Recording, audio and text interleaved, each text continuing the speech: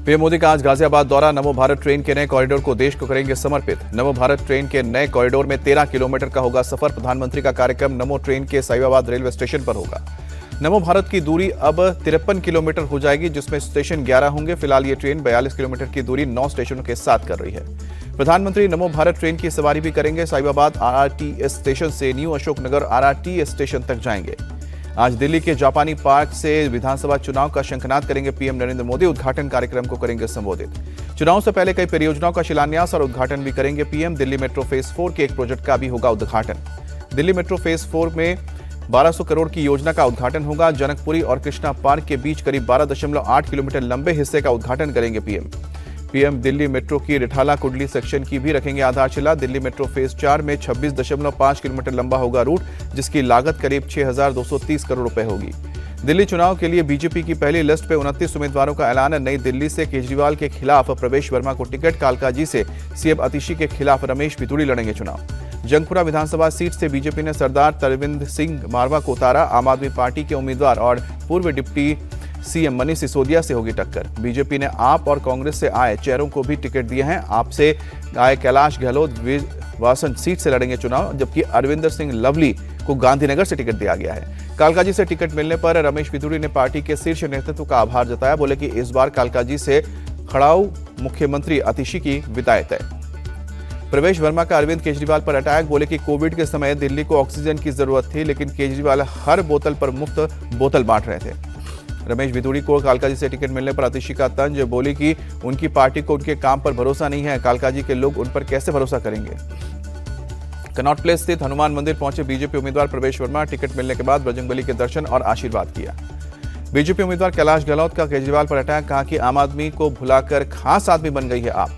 कांग्रेस उम्मीदवार अलका लांबा बोली कि आतिशी मेरे लिए कोई चैलेंज नहीं है, दिल्ली की जनता उन्हें हराएगी।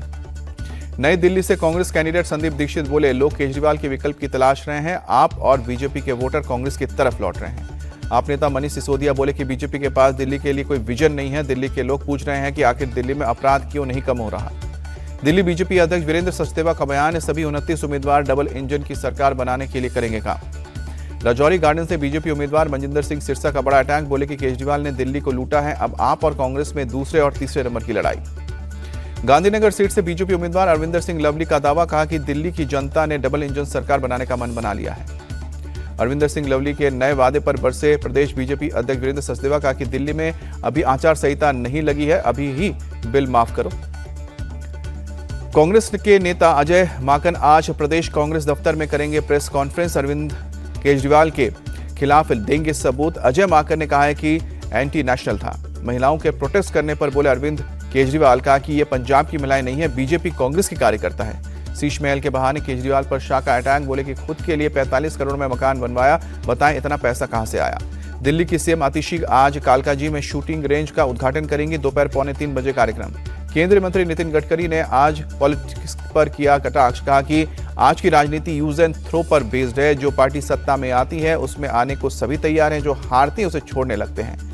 अयोध्या में सीएम योगी ने बीजेपी पदाधिकारियों और कार्यकर्ताओं के साथ बैठक की। कहा कि हर बूथ पर वोटर्स जोड़ने का कंपटीशन करें कार्यकर्ता। बिहार के गोपालगंज से सीएम नीतीश कुमार ने अपनी प्रगति यात्रा के दूसरे चरण की शुरुआत की। जिले को करीब 140 करोड़ की सौगात भी दी। लालू यादव के ऑफर पर सीएम नीतीश का बयान। कहा कि 2 बार इधर उधर जाकर गलती हो गई, अब हमेशा साथ रहेंगे और विकास करेंगे। संघ प्रमुख मोहन भागवत आज करेंगे नर्मदा पूजन, घाट पर करेंगे आरती। एमपी के ओंकारेश्वर में आरएसएस की अखिल भारतीय कुटुंब प्रबंधन बैठक, मोहन भागवत हुए शामिल। रक्षा मंत्री राजनाथ सिंह की तरफ से आज अजमेर दरगाह में पेश की जाएगी चादर, उर्स के दौरान चढ़ाई जाएगी। पीएम मोदी की ओर से अजमेर में चादर भिजवाने पर असदुद्दीन ओवैसी का तंज। कहा कि चादर भेजने से अब कोई फायदा नहीं, जख्मों पर मरहम नहीं लगेगा। उद्धव ठाकरे की सुरक्षा में होगा इजाफा, अब मातोश्री पर भी होगी निजी गार्ड की तैनाती। आज से 2 दिन की भारत यात्रा पर रहेंगे अमेरिकी राष्ट्रीय सुरक्षा सलाहकार जैक सुलेमान। इनमें से अजीत डोभाल से मुलाकात होगी। दिल्ली में आयोजित रोटरी की अदालत प्रोग्राम में इंडिया टीवी के editor in chief Rajat Sharma बतौर चीफ गेस्ट शामिल हुए। मीडिया और उसकी चुनौतियों पर लोगों के सवालों का जवाब दिया। रजत शर्मा ने डीप फेक और डिजिटल अरेस्ट को समाज के लिए बहुत बड़ा खतरा बताया। कहा कि इस पर नियंत्रण बहुत जरूरी है, सरकार इसको लेकर कानून बनाए। बीपीएससी छात्रों के समर्थन में अनशन पर बैठे प्रशांत किशोर का सीएम नीतीश कुमार पर अटैक। कहा कि अहंकार से भरी है सरकार, स्टूडेंट्स की बात तक नहीं सुन रही। बिना नाम लिए पप्पू यादव और पीके पर जमकर बरसे तेजस्वी यादव। कहा कि कुछ लोग छात्रों के प्रदर्शन को कुचलने के लिए सरकार की बी टीम की तरह काम कर रहे हैं। प्रशांत किशोर पर बिहार बीजेपी अध्यक्ष का हमला। बोले कि वो राजनीतिक व्यवसायी हैं, जहां आग देखते हैं वहीं घी लेकर पहुंच जाते हैं। प्रोटेस्ट में वैनिटी वैन के इस्तेमाल पर जनसुराज की सफाई। कहा कि अनशन में बैठे लोगों के वॉशरूम जाने के लिए लगाई गई है वैन। छात्रों के प्रदर्शन के बीच बीपीएससी की 70वीं प्रीलिम्स की परीक्षा पटना के 22 सेंटर्स पर दोबारा आयोजित हुई है। महाराष्ट्र के भिवंडी में बाबा बागेश्वर के कार्यक्रम में मची भगदड़। पुलिस ने हल्का बल प्रयोग करके भीड़ को तितर-बितर किया। किसी के हताहत होने की खबर नहीं। बाबा की भूपत लेन के लिए बेकाबू हुए श्रद्धालु। बढ़ती भीड़ देखकर धीरेन्द्र शास्त्री ने रद्द किया कार्यक्रम। अवैध बांग्लादेशी घुसपैठियों के खिलाफ महाराष्ट्र में अभियान। मुंबई पुलिस ने मानखुर्द इलाके से 25 साल के युवक को अरेस्ट किया। डिप्टी सीएम एकनाथ शिंदे बोले, घुसपैठियों को डिपोर्ट करने की कार्रवाई और भी तेज होगी।